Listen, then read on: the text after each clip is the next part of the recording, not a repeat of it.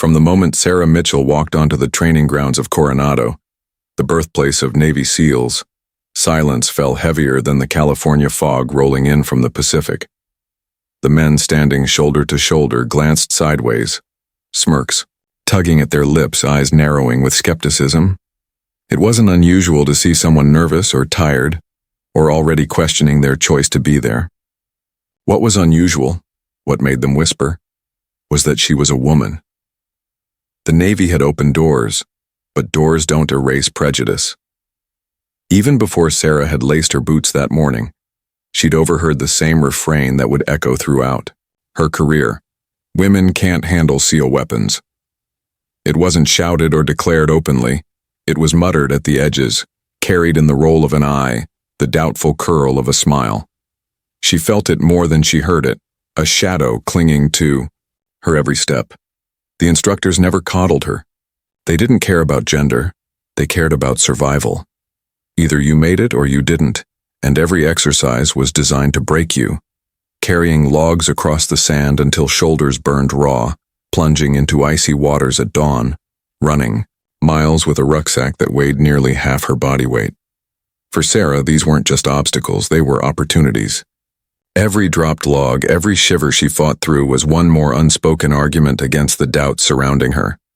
The weapons training was the loudest battleground of all. Rifles, machine guns, sidearms, demolition tools, every piece of gear had its skeptics waiting to see her fail. The M249 light machine gun, weighing nearly 20 pounds unloaded, became the symbol of their doubt. Some men could barely control its recoil under live fire. They said her arms were too short, her frame too small, her hands too delicate. They expected the weapon to throw her off balance, to prove their quiet claims right. But Sarah approached the range like a ritual. She studied each weapon, not just in its mechanics but in its rhythm.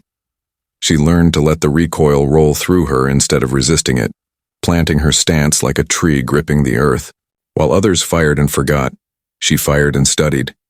Where the brass fell, how the barrel climbed, how her breath controlled the difference between a miss and a bullseye. Soon, her groups tightened on the paper, and her instructors, men who had seen decades of recruits, began to notice. Still, the whispers didn't stop. Some claimed she was a fluke, that one good shot didn't make a soldier. Others said she'd never hold up in the field, not under real fire. Sarah didn't argue. She let the criticism pass through her like wind through tall grass. Words couldn't harm her, only quitting could. And quitting was something she had long ago erased from her vocabulary. At night in the barracks, when exhaustion hung over the room like a heavy blanket, Sarah would lie awake staring at the ceiling. The doubts replayed in her head, not as insults, but as fuel. She thought of the women before her who had been told no, who had been laughed out of places they were qualified to stand. She thought of her father, who had raised her on stories of duty and sacrifice, and of her mother, who had taught her that strength wasn't always loud. It was often quiet and relentless. During Hell Week, the infamous 5 days of near-constant physical punishment, sleep deprivation, and exposure, she endured the same trials as the men. She carried the boats on her head until her neck felt broken. She plunged into freezing surf until her body shook uncontrollably. She crawled through mud while instructors shouted inches from her face. But when others rang the brass bell to signal quitting, Sarah pressed forward. Each bell ring was one less doubter she needed to convince. By the end of training, she wasn't just another candidate. She was a survivor, and survival was proof that the whispers were wrong. But Sarah knew the real test wasn't behind her. Training grounds were controlled chaos. Out there in the field, there would be no instructors, no practice runs, no second chances. Out there, the whispers would vanish, replaced by bullets, explosions, and choices made in seconds. And Sarah intended to prove herself not with words, not even with targets on a range, but with actions that left no room for doubt.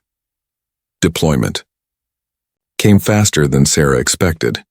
One day she was running drills on the hot California sand. The next she was on a transport plane, bound for the mountains of Afghanistan. As the aircraft roared above endless deserts, she sat silent, her rifle across her knees, listening to the men around her talk. Some were veterans with scars across their arms, others were first-timers masking fear with bravado. She wasn't naive. She heard the undertones in their voices when they glanced at her. The same doubts that had haunted training followed her into combat. Would she break under pressure?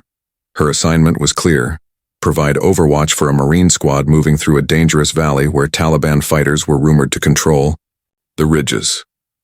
On paper, it was routine. In reality, routine didn't exist in that part of the world. Every shadow might conceal an IED. Every village could hide an ambush.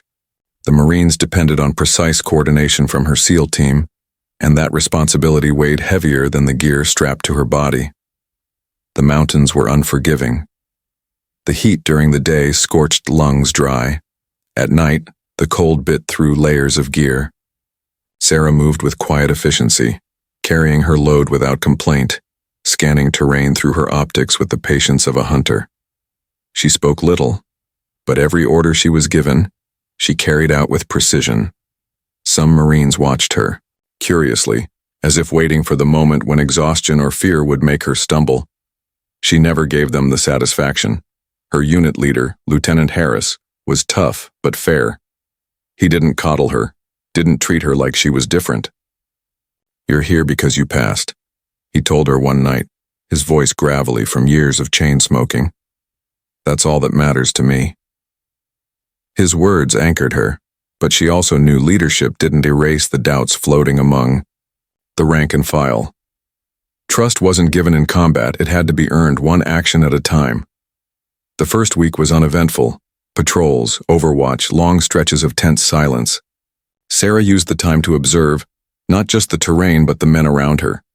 She noticed who joked too much to hide nerves, who fiddled with their gear when scared, who stayed calm under pressure. She studied them the same way she studied weapons, learning rhythms, weaknesses, and strengths. Then came the night of the convoy. A Marine squad was tasked with moving through a narrow pass, and Sarah's SEAL team shadowed them from higher ground. She adjusted her scope, eyes sweeping the ridges, every muscle taut with anticipation. Something felt wrong. The silence was too complete, the valley too still. She shifted her rifle, her instincts prickling. In the back of the vehicle, one Marine nudged another, whispering too loudly, "She doesn't even look like she can lift that thing." Sarah didn't react. She didn't need to. If they wanted proof, the battlefield would provide it soon enough. The pass narrowed, cliffs pressing in on both sides. The convoy rumbled forward, tires crunching gravel, engines echoing against the stone. Sarah's breathing slowed. Her finger hovered just outside the trigger guard. She scanned again. Nothing. And yet her gut twisted. Then it happened. A thunderous blast shattered the stillness, the lead Humvee erupting into fire and shrapnel. The valley lit up orange as smoke billowed into the night sky. Before anyone could process, gunfire rained down from above, rattling off armor plates, sparking against stone. 7 Marines, cut off from their squad, scrambled for cover behind a burning wreck. Panic rippled through the line. Radios crackled, but words dissolved into chaos. Sarah's eyes locked on the pinned men. Her training whispered a dozen possible responses, but hesitation stretched long around her. Some froze, others barked orders lost under the roar of enemy fire. Her pulse quickened, not from fear, but from recognition. This was the moment she had been waiting for. Training was one thing, doubts and whispers were another. But here, in the heart of fire and smoke, was the real test, the breaking point where excuses fell silent and only action mattered. Sarah inhaled deeply, steadied her hands on her weapon, and made her decision.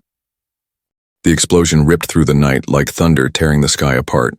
1 second, the lead Humvee was rolling steady down the narrow Afghan pass. The next, it was engulfed in a fireball that shook the ground beneath their boots. Shards of twisted metal rained down like lethal confetti, bouncing across the gravel. The shockwave slammed Sarah against the wall of rock, her ears ringing. For a heartbeat, the entire world seemed suspended in a haze of smoke and flame. Then the gunfire started. Automatic bursts poured from the ridgelines on both sides, sparking against stone and punching holes into armored plates. The air filled with the metallic scream of bullets. Marines dove for cover, shouting orders drowned out by the storm of gunfire. The valley had become a death trap, high ground controlled by the enemy, the convoy pinned below, nowhere to run. Sarah dropped to her stomach, weapon raised, scanning through her optics. She spotted muzzle flashes on the ridge. Half-hidden figures spraying fire from AKs and PKMs. They'd set the perfect ambush, choke point, explosives, overlapping fields of fire. It was textbook insurgent tactics, and it was working. The burning Humvee cut off half the road, trapping 7 Marines behind it. The men huddled close, trying to shield themselves from bullets that chipped stone into razor-sharp shards around them. Sarah saw their panic, eyes wide, hands fumbling with radios, mouths shouting but unheard over the cacophony. Her team scattered, for positions, some firing blindly upward, others frozen as the sheer volume of fire pressed them flat to the ground. A young Marine, barely more than 20, clutched his rifle to his chest, whispering a prayer between gasps. Another tried to crawl but collapsed after a round caught his leg. The ambush was suffocating them, and seconds mattered. Through the chaos. Sarah's breathing slowed instead of quickening. Training took over. She tracked movement, not noise. Her scope found the ridge again, one fighter leaning too far from cover, firing wildly. She squeezed the trigger once. The recoil jolted her shoulder and the man dropped instantly. She swung left, found another, fired again. 2 down. The bursts of fire from that section faltered. But the ridges were alive with shadows, and for every one she dropped, 3 more kept up the pressure. She heard her lieutenant's voice in the headset, calm but strained. "Mitchell, eyes high, we need suppression now." She adjusted, loading a fresh belt into the M249 machine gun, the weapon most Marines had doubted she could even handle. The belt clinked as she fed it through, every movement rehearsed from countless drills. With a grunt, she pulled back the charging handle, braced her body, and unleashed. The gun roared, sending a stream of rounds ripping into the ridge. The sheer volume of fire cut through the night like thunder rolling across the valley. She wasn't firing blindly. Every burst was measured, calculated to pin the enemy down, force their heads behind rocks. Dirt kicked up around insurgent positions, and the constant rhythm of her fire broke the illusion of invincibility on the ridge. Pinned Marines looked up, eyes wide, watching the impossible unfold. A soldier they doubted was now laying down, fire fierce enough to keep the enemy at bay. Their frantic shouting quieted, replaced with renewed focus. They scrambled to reload, to patch wounds, to fight back. Still, the ambush was far from broken. More enemy fighters shifted into position, trying to flank. Tracer rounds hissed past Sarah's head, glowing streaks in the darkness. She shifted, rolled, and returned fire, brass casing spilling around her in golden piles. She felt the weight of the weapon, the strain in her shoulders, the ache in her arms, but none of it mattered. What mattered were the 7 Marines trapped behind the burning wreck, every second closer to death unless someone changed the tide. Smoke choked the air. Flames from the Humvee painted everything in shades of orange and shadow. The battle was chaos, but Sarah's mind was clear. She knew this was no drill, no range test, no whispered conversation about what women could or couldn't do. This was war, and she had just stepped into the center of it. Smoke billowed upward from the wreckage, curling into the night sky like black banners of doom. The burning Humvee hissed and cracked as ammunition inside cooked off, adding pops of small explosions to the relentless rattle of gunfire. Marines shouted over each other, their voices ragged with panic. Some pressed tighter to cover, afraid to lift their heads. Others fired blindly, wasting rounds without aim. The enemy had them in a vice, and every passing second tightened it. Sarah's chest rose and fell with steady breaths. Around her, hesitation ruled, but inside her head there was only clarity. If nobody acts, they die. If I act, maybe they live. The equation was simple. Fear had no place in it. Her eyes dropped to the M249 light machine gun lying across the dirt beside her. Its dull black metal gleamed in the firelight, heavy and unyielding. She remembered every sneer, every muttered comment. She won't be able to handle that thing. The words weren't insults now. They were fuel. She wrapped her hands around the weapon, muscles straining as she pulled it into firing position. The weight pressed into her shoulder like a challenge. Sarah dug her elbows into the earth, planted her boots firmly, and sighted downrange. Her finger tightened. The gun barked to life, each round pounding her bones, a rhythm she knew by heart. Brass casings spit out in a golden stream. She didn't flinch, she didn't falter. Every burst was deliberate, pinning the insurgents against the rocks, forcing them to duck instead of fire. The Marines behind the wreck finally had breathing room, their heads lifted, eyes locking on the impossible sight of the woman they had doubted wielding a weapon most men struggled to control. Sarah didn't shout orders, didn't demand recognition. Her message was written in tracers cutting the night sky. I've got you. Move. Still, the enemy fire was relentless. They wanted those Marines trapped, bleeding, and broken. Sarah knew suppressive fire alone wouldn't be enough. Someone had to go in. 7 men were trapped on the far side of the burning vehicle, exposed to bullets from every angle. The unit hesitated, torn between orders and survival. To cross the open ground felt suicidal. Sarah made her decision. She slung the M249 across her chest, the weapon almost dwarfing her frame, and yanked 2 smoke grenades from her vest. She pulled the pins and hurled them forward. Thick white clouds hissed upward, drifting across the kill zone. The cover wasn't perfect, it never was, but it was something. Enough. Covering fire, she barked, her voice carrying sharp authority that cut through the chaos. The other SEALs snapped into action, firing upward, giving her a window. Sarah surged to her feet and sprinted into the storm. The ground shook with impacts around her. Bullets chewed into dirt, ricocheted off rocks, hissed past her helmet. Her heart thundered, but her mind stayed locked. One step, then another. She dove behind the burning Humvee, heat scorching her face, smoke clawing at her lungs. The Marine's eyes widened in disbelief as she appeared through the haze. One was bleeding heavily from a leg wound, another clutching his arm. Fear had drained the fight from them, but Sarah's presence lit a spark. She grabbed the first Marine by his vest. "You're coming with me," she said, her voice calm and commanding. No hesitation, no waiting for permission. She dragged him into the smoke and back toward safety, every muscle screaming under the weight. Gunfire followed, tracers slicing through the haze, but she kept moving. When she collapsed behind cover, gasping, she didn't stop to rest. She turned back. There were 6 more men out there. The decision had been made. This wasn't about proving herself anymore. This wasn't about silencing whispers or shattering doubt. It was about life or death. And Sarah Mitchell had chosen life. For every single one of them, the smoke grenades curled into the night air, laying down a shifting wall of cover that blurred the valley into ghostly shapes. Behind the burning Humvee, Sarah crouched low, chest heaving, the weight of the M249 pressing across her body. She had dragged 1 Marine out, but 6 more remained. Their eyes, wide with desperation, clung to her as if she were the only tether between them and death. Her lungs burned with the acrid sting of smoke, but her resolve was steel. There was no time to wait for reinforcements, no time to gamble. Every second the enemy fire intensified, tightening the chokehold on the pinned Marines. Sarah knew if she hesitated, those men would bleed out in the dirt. She pulled another smoke grenade, popped the pin, and hurled it toward the ridgeline.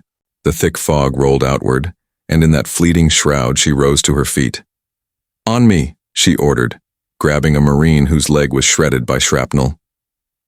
He tried to protest, voice strangled with pain, but she ignored him.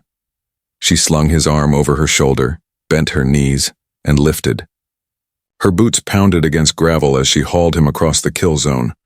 The air cracked with incoming fire.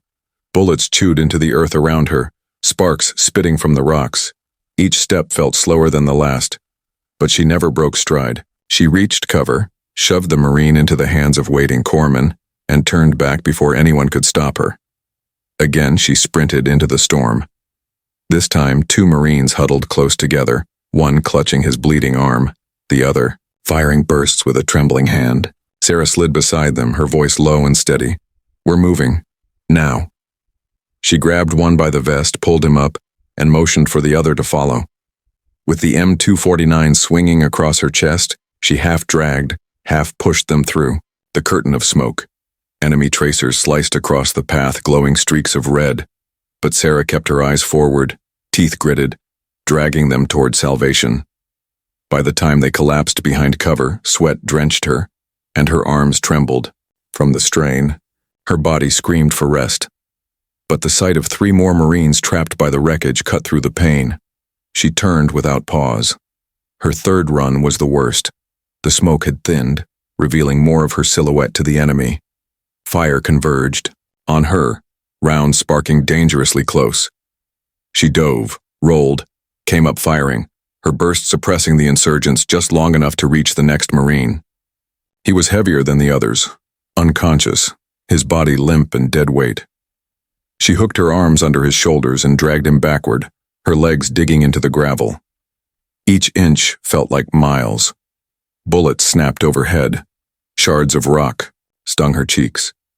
Still she moved inch by inch until finally the Marine slid into safety. Her chest heaved, lungs raw, muscles screaming. She spat blood where she'd bitten her lip, wiped her mouth and turned back again. 6 runs down, 1 more to go. The final Marine was crouched low, firing with a steady hand, despite the chaos. His ammo was nearly gone, his face streaked with soot and blood. When Sarah reached him, he gave a crooked grin, shaking his head. "Didn't think you'd actually make it here." She ignored the comment, grabbing him by the back of his vest. "Time to go." Together they sprinted, bullets snapping at their heels, the night alive with chaos. They broke through the last patch of smoke and dove behind the rocks just as a burst chewed the ground where they'd been standing. 7 Marines, everyone accounted for. Sarah collapsed to one knee, her weapon clattering beside her chest, heaving like a war drum. Around her, the men she had carried to safety stared in disbelief. Moments ago, doubt had filled their eyes. Now, only awe remained. She had crossed hell's fire 7 times and come back with lives in her hands. But Sarah didn't look for gratitude. She only reloaded, slammed the cover shut, and prepared for what came next. The battle wasn't over. Not yet. For a moment, silence seemed to hang in the valley, an odd, fleeting pause in the chaos, broken only by the crackle of the burning Humvee and the ragged breathing of the rescued Marines. They leaned against rocks, clutching wounds, sweat streaking their soot-blackened faces. Each one had the same expression etched into their features: disbelief. Sarah Mitchell had done what no one thought possible, crossed into the fire 7 times and brought them all out alive. But the battle wasn't over. The enemy had regrouped. Shouts in Pashto echoed from the ridges, followed by renewed bursts of gunfire. Tracer rounds arced downward in glowing streaks, slicing through the smoke. Dust and stone sprayed around the Marines' fragile cover. The insurgents had expected panic to finish the job, but instead they found resistance. Stronger, now steadier because Sarah's actions had given the pinned men something they hadn't felt in minutes: hope. Sarah slammed a fresh belt into the M249. The metallic click as she locked it into place was almost reassuring. She dropped prone, braced her elbows, and unleashed another controlled stream of fire. The gun roared, echoing across the valley, brass casings spilling in heaps. Her tracers stitched across the ridge, forcing enemy fighters back behind rocks. "On her fire! Move! Move!" Lieutenant Harris barked, his voice sharp. The other SEALs snapped into rhythm. Grenades arced upward, detonating with thunder against enemy positions. Rifles cracked in unison, disciplined bursts replacing the earlier panic. Marines who had been too stunned to fight began returning fire, their rounds cutting through the smoky night. The battle, once lopsided, began to shift. Sarah pivoted her aim, focusing on the left ridge where muzzle flashes flared brightest. She counted bursts, adjusting her fire to pin clusters of insurgents. A figure popped up to fire a rocket-propelled grenade, but Sarah's quick burst cut him down before he could launch. The would-be ambush collapsed into chaos as fighters scrambled for cover. Still, the enemy was determined. More shadows crawled along the ridge, trying to flank the convoy from higher ground. Sarah spotted them moving, her instincts honed sharper than fear. She shifted position, rolled into a better angle and rained down suppression, her bullets tearing into stone and forcing them back. Her jaw tightened, sweat streaking down her face, but her focus never broke. Every pull of the trigger carried the weight of lives. Every burst carved space for her brothers in arms to breathe. The pinned Marines began to rise, shakily at first. One with a bandaged leg propped himself against the wreck, firing steady shots into the ridgeline. Another, bloodied but determined, threw extra ammo belts toward Sarah. She caught one, slammed it into her weapon, and kept firing without missing a beat.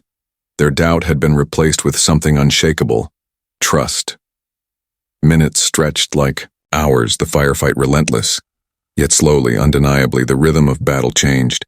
Enemy fire, once overwhelming, began to falter.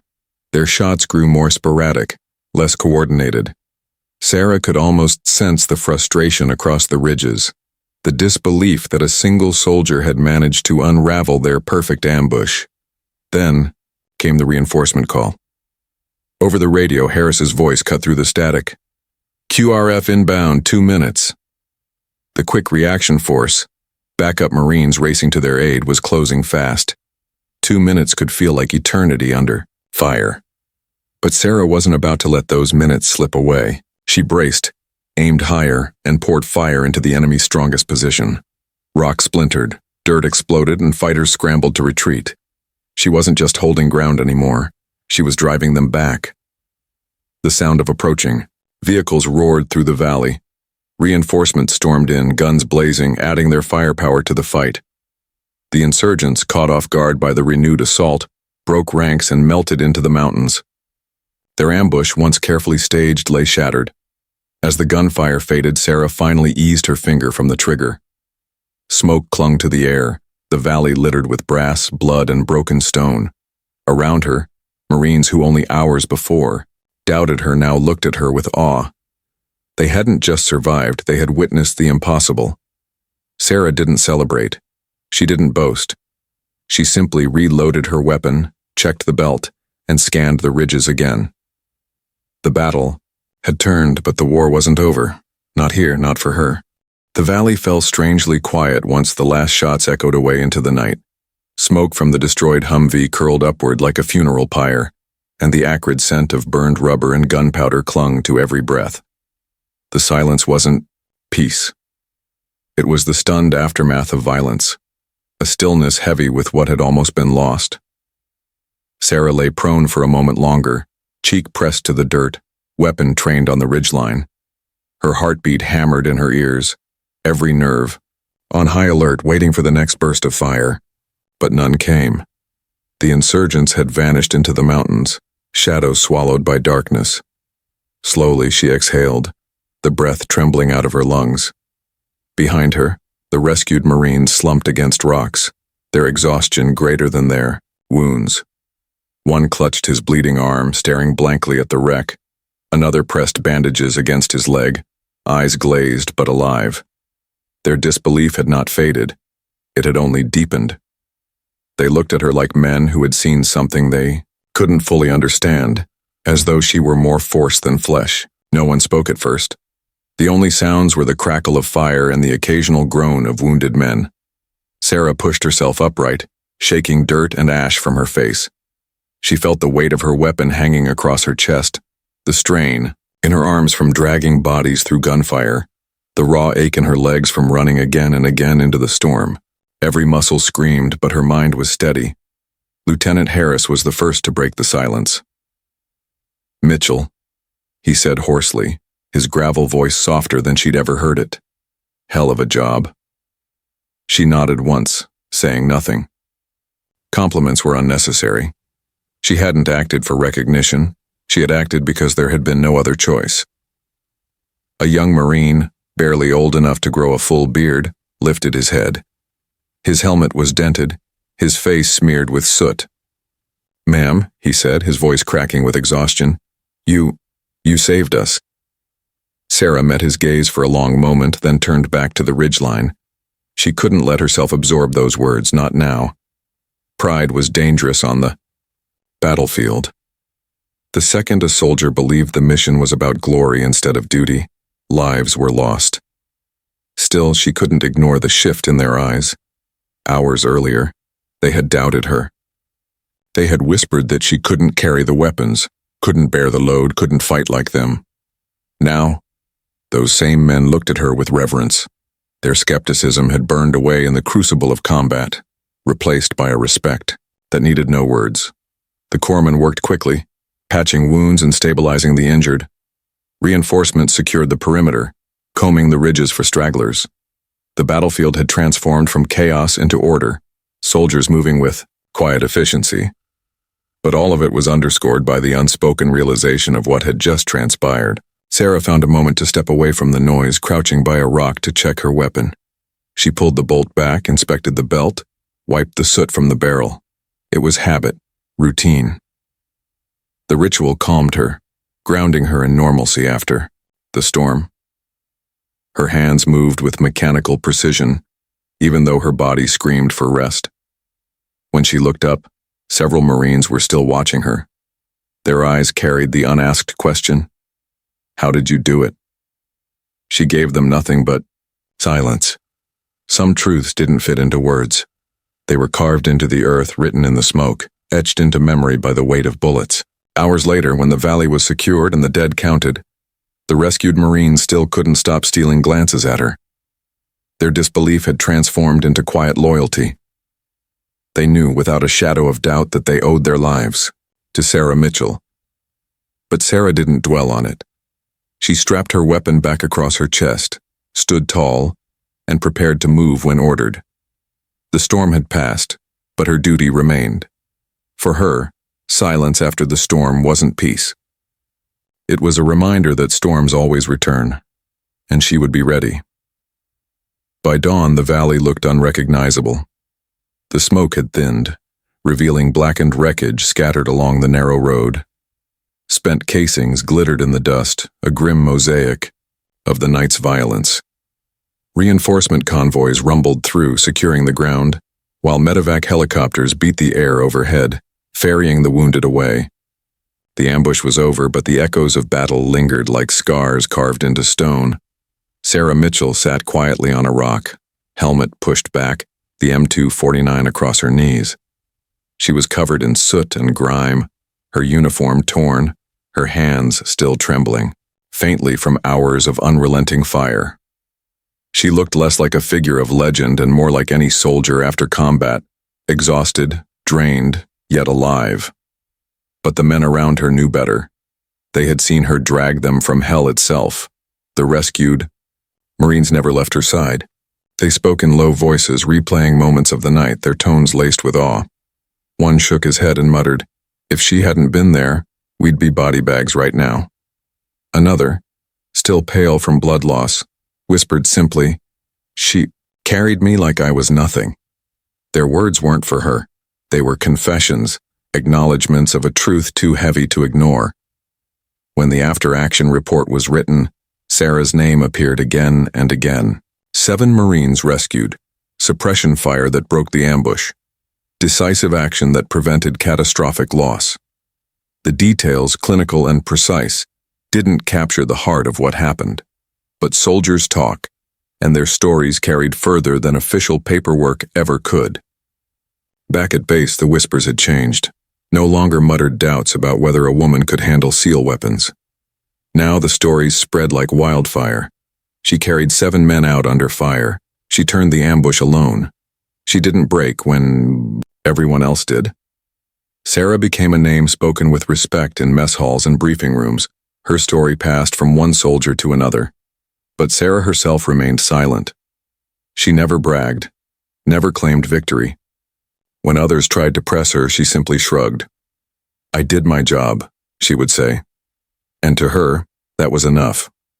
What she didn't realize, what she never sought, was the ripple her actions created. For women entering training programs, her story became a beacon. It proved that endurance, precision, and courage weren't bound by gender. Young recruits, both men and women, found inspiration in the tale of the SEAL, who carried Marines out of an ambush with nothing but grit and fire in her heart. It wasn't only the military that noticed. Journalists caught fragments of the story, turning them into headlines. Families back home, who had once feared for daughters daring to enlist, now pointed to Sarah Mitchell as proof of what was possible. Her name carried weight far beyond the battlefield. Yet Sarah herself never chased the spotlight.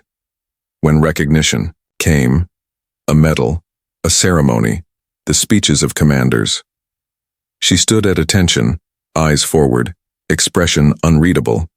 She accepted the honors, but her heart remained with the men she had saved and with those who hadn't returned. Her legacy wasn't in ribbons or newspaper articles. It lived in the Marines who survived to see another sunrise. It lived in the recruits who pushed harder during training because they knew someone before them had shattered the ceiling. And it lived in the silence she carried, the quiet conviction that true strength never needed to prove itself with words. On the flight out of the valley, as the helicopters lifted them away from the battleground, one of the Marines leaned close to her. His voice was rough, broken by exhaustion and awe. "They said you couldn't handle it," he murmured, "but you carried us all." Sarah didn't respond. She only tightened the strap of her weapon, eyes fixed on the horizon. The war wasn't over. Storms would come again. And when they did, she would be there, ready, unyielding, carrying whoever needed her through the fire. Her story was no longer just hers. It belonged to every soldier who had ever been told you can't, and to every warrior who proved them wrong.